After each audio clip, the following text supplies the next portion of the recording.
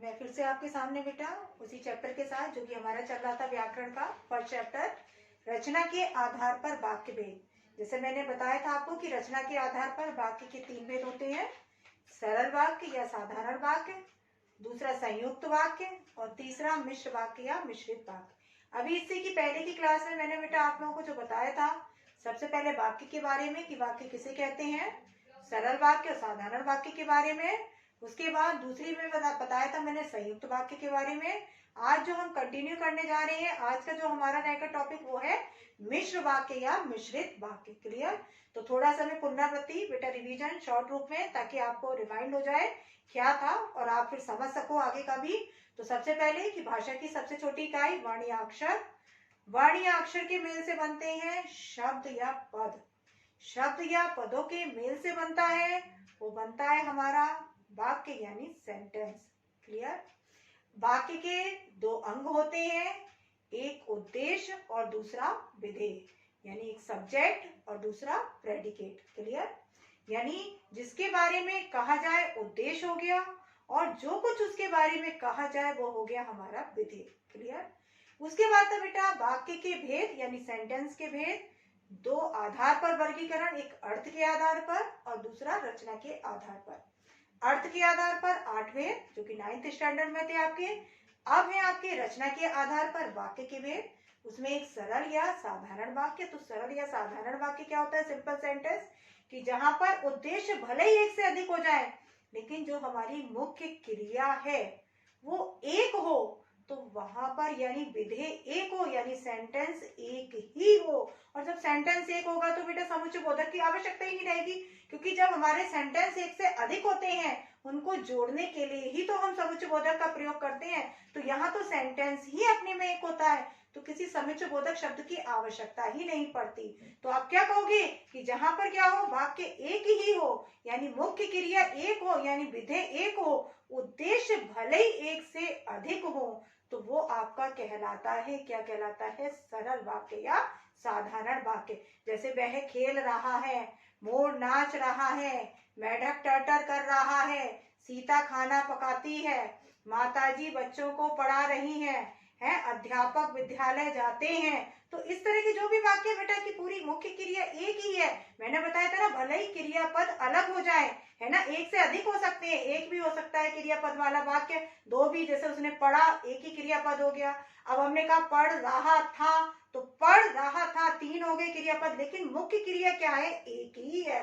तो जहां पर सेंटेंस एक ही हो यानी विधेय एक हो, है ना, मुख्य क्रिया एक हो, विधेय एक हो यानी वाक्य एक हो, उद्देश्य भले ही हमारा एक से अधिक हो, तो वहां पर होता है क्या सा होता है? सरल वाक्य या साधारण वाक्य।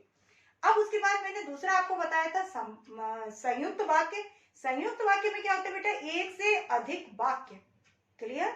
एक से अधिक वाक्य होते हैं और उनको जो हम जोड़ते हैं तो किससे जोड़ते हैं? समानाधिकरण समुच्चय बोधक शब्द से। और उसके जितने भी वाक्य होते हैं अपने में स्वतंत्र होते हैं, पूर्ण अर्थ बेटा प्रदान करते हैं। यदि हम उनको अलग करें, कोई किसी के ऊपर आश्रित नहीं होता, कोई किसी के ऊपर डिपेंड नहीं होता।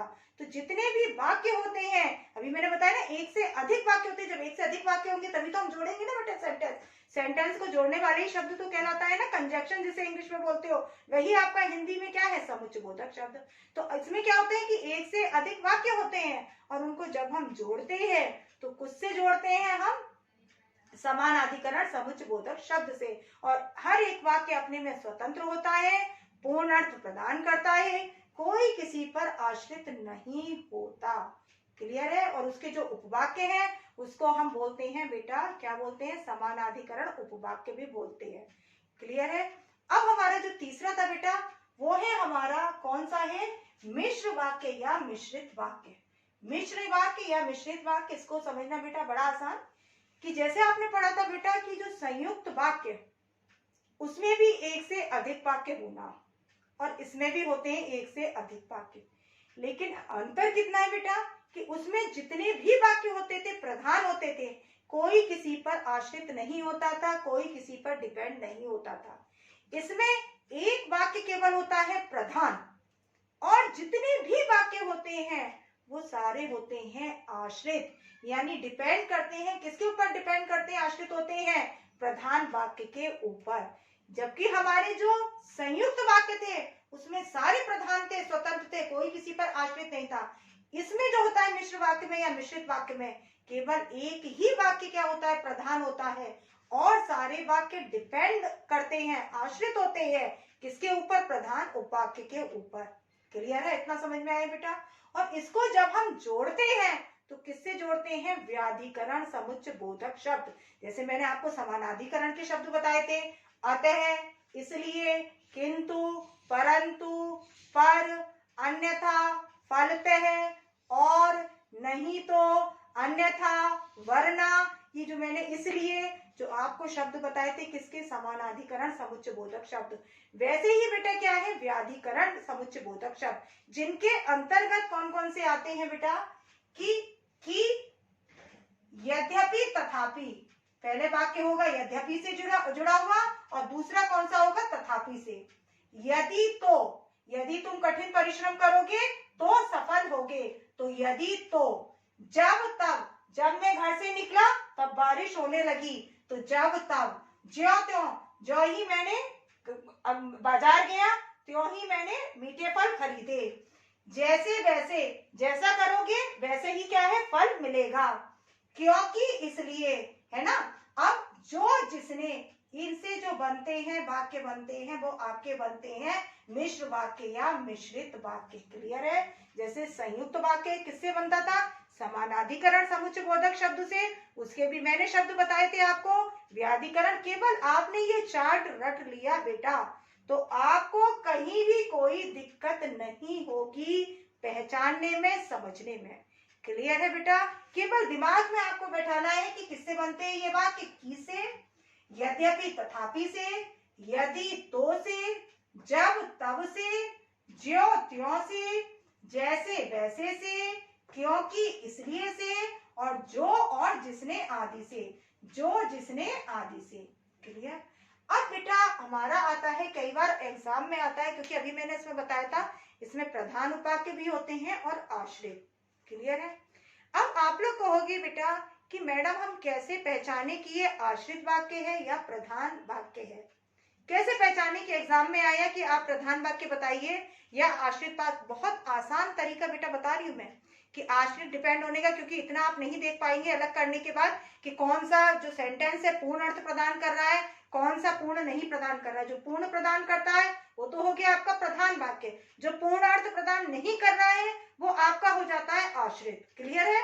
कि जो पूर्ण प्रदान कर रहा है वो तो प्रधान हो गया, जो पूर्ण अर्थ नहीं प्रदान कर रहा वो क्या हो गया, आश्रित। अब एग्जाम में इतना समय नहीं होता तो मैं बहुत आसान तरीका बेटा बता रही हूँ कि जिन वाक्यों से पहले लगता है समुच्चय बोधक शब्द, कंजक्शन, वो होता है हमारा आश्रित, और दूसरा वाक्य होता है हमारा प्रधान। कैसे? जरा बड़ा आसान तरीके से समझ लें। मैंने भी क्या बोला है, मेरे शब्दों को ध्यान देना कि जिन वाक्यों से पहले लगता है समुच्चय बोधक शब्द वो होता है आश्रित, और जिनसे पहले नहीं लगता वो क्या होता है, आपका प्रधान उपवाक्य। क्लियर है? समझ में आया? भाई आश्रित है, उसे सहारे की जरूरत है, तभी तो उसने अपने आगे क्या लगाया है, समुच्चय बोधक शब्द, कि उसको सहारा चाहिए। सहारा उसने किसका लिया, समुच्चय बोधक शब्द का। क्लियर है? तो अब बेटा जैसे मैं उदाहरण से आपको बता रही हूँ कि सभी जानते हैं कि वह ईमानदार है। अब यहाँ पर बेटा सभी जानते हैं, एक हो गया वाक्य, दूसरा हो गया वह ईमानदार है, ये दूसरा हो गया, और कि किससे पहले आया है, इस वाले सेंटेंस से पहले, कि वह ईमानदार है, तो ये वह ईमानदार है यह हमारा हो गया आश्रित, क्योंकि इससे पहले क्या लगी है, कंजक्शन लगी है, यानी समुच्चय बोधक शब्द लगा है। क्लियर है? अध्यापक महोदय कहते हैं कि तैरना भी एक व्यायाम है, तो अध्यापक महोदय कहते हैं ये हमारा हो गया एक वाक्य। दूसरा क्या है, कहते हैं, यहां तक हो गया एक वाक्य। अब तैरना भी एक व्यायाम है, अब इससे पहले लगा है कि, क्योंकि ये आश्रित है, इसको आवश्यकता पड़ी तो इसने क्या लगा लिया, अपने से पहले समुच्चय बोधक शब्द, तो ये हमारा हो गया आश्रित, और जो पहले वाला हमारा हुआ वो क्या हो गया, हमारा प्रधान, क्योंकि उससे पहले कंजक्शन नहीं लगी है। अब बेटा आप लोग कहोगे क्वेश्चन कि मैडम जैसे ये है कि जब प्रशांत मेरे पास पहुंचा तब लगभग 5 बज रहे थे। अब आप कहोगे मैडम इसमें जब भी आया है और तब भी आया है ना, कि जब प्रशांत मेरे पास पहुंचा एक वाक्य हो गया, तब लगभग 5 बज रहे थे ये क्या हो गया, दूसरा वाक्य हो गया। एक जब से जुड़ा है और एक किससे जुड़ा है, तब से जुड़ा है। अब इसको भी आसान तरीका कि जो हमारा पहला वाला समुच्चय बोधक होता है, जो हमारा पहला वाला समुच्चय बोधक शब्द होता है वो होता है हमारा आश्रित वाला, और जो दूसरा वाला होता है वो होता है हमारा प्रधान। जो हमारा पहले सेंटेंस से पहला समुच्चय बोधक आया है, यानी ये सेंटेंस हमारा हो गया आश्रित, और जो दूसरा वाला है वो हो गया हमारा प्रधान। क्लियर है, समझ में आया बेटा सबको कि जो दूसरा वाला हुआ। अब ये ध्यान रखना है बेटा कि जब तब में जब वाला ही पहले होगा, भले ही सेंटेंस आपका जब वाला बाद में हो, लेकिन जब हमेशा पहले ही आ लगता है। ज्यों त्यों में ज्यों वाला हमेशा पहले होता है। कई बार क्या है आगे पीछे सेंटेंस कर दिया जाता है, लेकिन आपको ये ध्यान रखना है जब वाला हमेशा पहले होता है, ज्यों वाला हमेशा पहले होता है, यदि वाला तो हमेशा पहले होता है, यद्यपि वाला हमेशा पहले होता है, तथापि वाला बाद में होता है। तो जो पहला वाला है यदि वाला, ज्यों वाला, त्यों वाला, ज्यों वाला, यद्यपि वाला, यदि वाला, वो होता है हमारा आश्रित, और दूसरा वाला हमारा जो होता है वो होता है प्रधान। क्लियर है। अब हमारी एक चीज और आती है इसमें बेटा, आश्रित जो उपवाक्य हैं उसके भेद आते हैं, 3 भेद। 3 भेद होते हैं। एक होता है बेटा संज्ञा आश्रित उपवाक्य। कौन सा हुआ हमारा, जो हमारे हैं आश्रित उपवाक्य, आश्रित उपवाक्य, उसके होते हैं बेटा 3 भेद होते हैं। 3 भेद कौन कौन से होते हैं बेटा, पहला हुआ संज्ञा आश्रित उपवाक्य, संज्ञा आश्रित उपवाक्य। दूसरा हुआ हमारा विशेषण आश्रित उपवाक्य, विशेषण आश्रित उपवाक्य। और तीसरा जो हमारा होता है वो होता है क्रिया विशेषण, क्रिया विशेषण आश्रित उपवाक्य। ये हो गए किसके, आश्रित उपवाक्य के भेद। क्लियर है। अब संज्ञा में नाम से स्पष्ट है संज्ञा की प्रधानता, विशेषण में स्पष्ट है विशेषण आश्रित उपवाक्य में विशेषण की प्रधानता, क्रिया विशेषण में जो क्रिया की विशेषता होता है, विशेषण क्या होता है, जो संज्ञा या सर्वनाम की विशेषता बताए वो क्या होता है हमारा विशेषण। भाई संज्ञा क्या है बेटा, कि किसी व्यक्ति, वस्तु, स्थान या भाव का बोध कराने वाले शब्द कहलाते हैं संज्ञा। तो जहां संज्ञा की विशेषता हो वहां पर क्या हो गया बेटा, संज्ञा आश्रित उपवाक्य। जहां विशेषण जो संज्ञा या सर्वनाम की विशेषता बताते हैं वो होते हैं विशेषण। तो जहां पर विशेषण की महत्ता हो वो हो गया विशेषण आश्रित उपवाक्य। अब क्रिया विशेषण जो क्रिया की विशेषता बताए, यानी जो वर्ब की विशेषता बताए, वही क्या होता है एडवर्ब। यानी जो क्रिया की विशेषता बताए क्रिया विशेषण, यानी जिसे हम कहते हैं एडवर्ब, यानी जो वर्ब की विशेषता बताए, क्वालिटी बताए, तो ये क्या हो गया आपका क्रिया विशेषण आश्रित उपवाक्य। क्लियर है। तो जहां जिसका महत्व हो क्रिया विशेषण का। अब बेटा एग्जाम में इतना समय नहीं होता, क्योंकि मैं तो बेटा बच्चों को बहुत आसान तरीके में, बच्चों को हर चीजें बिल्कुल इतना आसान तरीके में कि बच्चों को जरूरत ही ना पड़े कौन सा प्रधान है, घंटों तक ढूंढते रहे कौन सा डिपेंड कर रहा है, कौन सा स्वतंत्र है, कौन सा। तो बहुत आसान तरीके में, यहाँ भी बेटा बहुत आसान तरीका है कि संज्ञा आश्रित उपवाक्य के अंतर्गत जो सेंटेंस की से बना हो, हमेशा ध्यान रखें केवल की से, वो हमारा कहलाता है संज्ञा आश्रित उपवाक्य। केवल इसमें आपको याद रखना है की शब्द, कौन सा की से जो जुड़ा हो वाक्य वो हमेशा याद रखो कौन सा है, संज्ञा आश्रित उपवाक्य। क्लियर है। दूसरा जो आया विशेषण आश्रित उपवाक्य, जो और जिसने से, हमेशा ये बेटा दिमाग में बैठाए रखो कि जो और जिसने से बना है, जो दूसरा जिसने, उससे यदि वाक्य बना है तो याद रखो आंख बंद करके लिख दो विशेषण आश्रित उपवाक्य। अब आपका बचा तीसरा। तीसरे में जो कुछ भी सारा बचा हुआ है, जो सब कुछ बचा है क्या है, यद्यपि, तथापि, यदि, तो, जब, तब, ज्यों, त्यों, जैसे, वैसे, क्योंकि, इसलिए, ये जितना भी आपका बचा हुआ है, ये यदि, तो, जब, तब, ज्यों त्यों, जैसे वैसे, क्योंकि, इसलिए, ये जितना भी आपका ये पूरा बचा हुआ है ये सारा आपका वो आता है क्रिया विशेषण के अंतर्गत। क्लियर? जब मैं स्टेशन पहुंचा तब गाड़ी छूट चुकी थी, जब तब, है ना। जो ही मैं घर से निकला त्यों ही क्या है, राम मुझे दिखाई दिया। तो ज्यों त्यों हो गया, जब तब हो गया। यदि तुम कठिन परिश्रम करोगे तो सफल होगे। ये आपका बेटा इस तरह के जो भी वाक्य हैं, सेंटेंस है, वो आपके आते हैं बेटा किसके अंतर्गत आते हैं, क्रिया विशेषण उपवाक्य के अंतर्गत। केवल दिमाग में एक छोटी सी बात बैठाए रखो कि संज्ञा आश्रित उपवाक्य पूछा जाए तुरंत यदि की वाला है, की से जुड़ा है कंजक्शन से, तो तुरंत आप लिख दो संज्ञा आश्रित उपवाक्य। जो जिसने से है आंख बंद करके तुरंत लिख दो कौन सा है, विशेषण आश्रित उपवाक्य। इसके अलावा जो भी बचे आपके व्याधि व्याधि समुच्चयबोधक के शब्द, उसको आप तुरंत करके लिख दो ये कौन सा है, क्रिया विशेषण आश्रित उपवाक्य। थोड़ा मैं बेटा आपको उदाहरण भी दे रही हूँ किस तरीके के होते हैं बेटा सेंटेंस, वो भी बता रही हूँ। संज्ञा आश्रित उपवाक्य कि सभी जानते हैं कि वह ईमानदार है। कौन सा, सभी जानते हैं, एक वाक्य हो गया। वह ईमानदार है, दूसरा वाक्य हो गया। की से जुड़ा है यानी ये क्या हो गया, संज्ञा आश्रित उपवाक्य। और इसमें ये है आपका आश्रित। क्लियर है? अध्यापक महोदय कहते हैं कि तैरना भी एक व्यायाम है। अध्यापक महोदय कहते हैं आपका एक वाक्य हो गया, कि तैरना भी एक व्यायाम है, ये हो गया आपका दूसरा वाक्य। क्लियर है? किससे जुड़ा है, की से, यानी ये क्या है, की। जैसे मैंने आपको पहचान बताई। अब मैंने निश्चय किया कि मुझे विज्ञान मेला देखने के लिए अवश्य जाना चाहिए। तो मैंने निश्चय किया बेटा एक सेंटेंस हो गया, मुझे विज्ञान मेला देखने के लिए अवश्य जाना चाहिए, ये दूसरा वाक्य हो गया। और जुड़ा किससे है, की से। तो ये हो गया आपका आश्रित उपवाक्य। और आश्रित में भी आपका कौन सा हो गया, संज्ञा आश्रित उपवाक्य, क्योंकि किससे जुड़ा हुआ है, की से। क्लियर? अब दूसरा है आपका विशेषण आश्रित उपवाक्य, जिसमें आपको मैंने क्या बताया था कि जो और जिसने जो होगा जहां पर, वहां पर क्या होता है, विशेषण आश्रित उपवाक्य। अब देखो बेटा इसकी पहचान क्या है, जो लोग दूसरों के साथ मीठा बोलते हैं उन्हें सब प्यार करते हैं।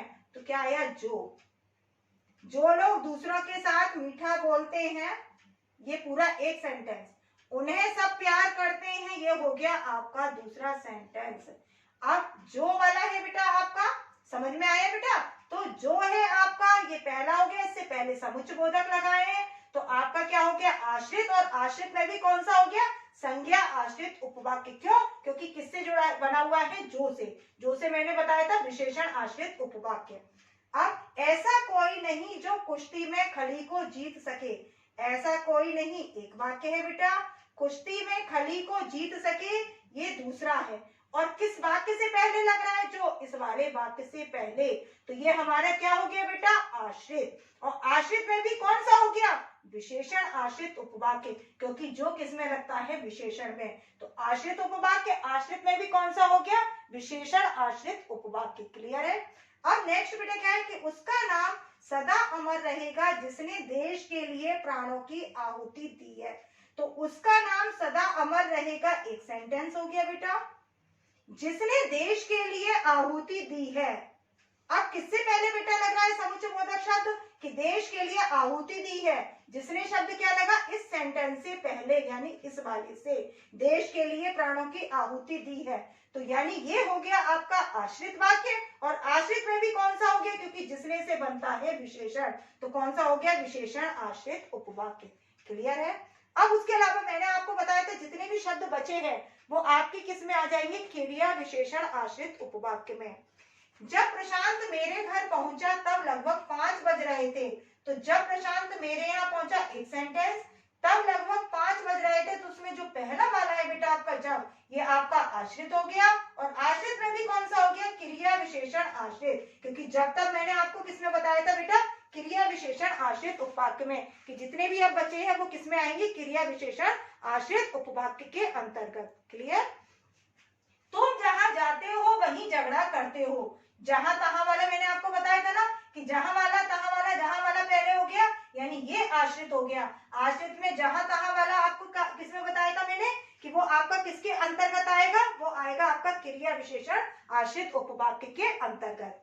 ज्यों ही हवा धीमी हुई वर्षा ने जोर पकड़ा, ज्यों ही, यहाँ पे बेटा कॉमा लगा है, यानी त्यों ही शब्द क्या है अपने में छुपा है, त्यों ही की जगह क्या लग गया है, कॉमा। कई बार ऐसा होता है बेटा की नहीं होता, कि प्रधानाचार्य ने कहा विद्यालय में अवकाश रहेगा, और की जगह हमने क्या लगा दिया, कॉमा। की जगह क्या लगा दिया, कॉमा। कई बार ऐसा भी होता है बेटा कि हमने दो सेंटेंस दिए, बीच में कॉमा लगा दिया, समुच्चयबोधक शब्द नहीं है, तो कई बार अक्सर होता है की जगह कर दिया जाता है, ठीक है ना। जैसे यहाँ पर भी कर दिया गया है कि ज्यों ही हवा धीमी हुई, अब यहाँ त्यों ही होना चाहिए, त्यों ही की जगह क्या कर दिया, कॉमा। वर्षा ने जोर पकड़ा, तो ज्यों ही वाला हमारा क्योंकि पहले है, तो ये हमारा क्या हो गया बेटा, आश्रित उपवाक्य। दूसरा ये वाला हमारा कौन सा हो गया, प्रधान उपवाक्य। और आश्रित में भी ये कौन सा हो गया बेटा, क्रिया विशेषण आश्रित उपवाक्य। क्लियर है बेटा, इतना सबको समझ में आया कि एक है संज्ञा आश्रित उपवाक्य, दूसरा है विशेषण आश्रित उपवाक्य, और तीसरा है क्रिया विशेषण आश्रित उपवाक्य।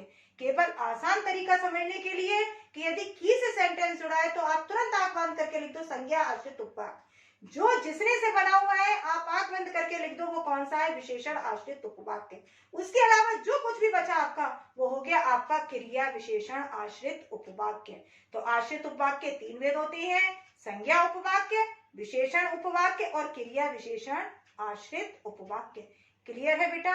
तो फिर से समझ लें कि मिश्र वाक्य क्या है, मिश्रित वाक्य, कि जिसमें एक से अधिक सेंटेंस होते हैं, लेकिन वो सेंटेंस क्या होते हैं उनमें बेटा, कि एक तो होता है प्रधान और सारे होते हैं आश्रित उपवाक्य, यानी सारे डिपेंड करते हैं किसके ऊपर आश्रित रहते हैं, प्रधान उपवाक्य के ऊपर। क्लियर है। तो एक हुआ प्रधान और सारे हो गए इसमें आश्रित। अब इसको जो हम जोड़ते हैं तो किससे जोड़ते हैं, व्याधिकरण समुच्चयबोधक शब्द से। अब व्याधिकरण समुच्चयबोधक शब्द हमारे कौन कौन से हैं, कि केवल की, यद्यपि, तथापि, यदि, तो, जब, तब, ज्यों त्यों, जैसे वैसे, क्योंकि इसलिए, जो जिसने आदि, ये हमारे हैं व्याधिकरण समुच्चयबोधक शब्द। आप आंख बंद करके बेटा तुरंत से पहचान लेंगे। यदि आया सेंटेंस, जैसे ये आया, जब प्रशांत मेरे पास पहुंचा तब लगभग 5 बज रहे थे। अब एग्जाम में पूछा गया कौन सा है, तो आप तुरंत आंख बंद करके आपने देखा व्याधिकरण समुच्चयबोधक से बना, यानी कौन सा है, मिश्र वाक्य। क्लियर है, समझ में आया।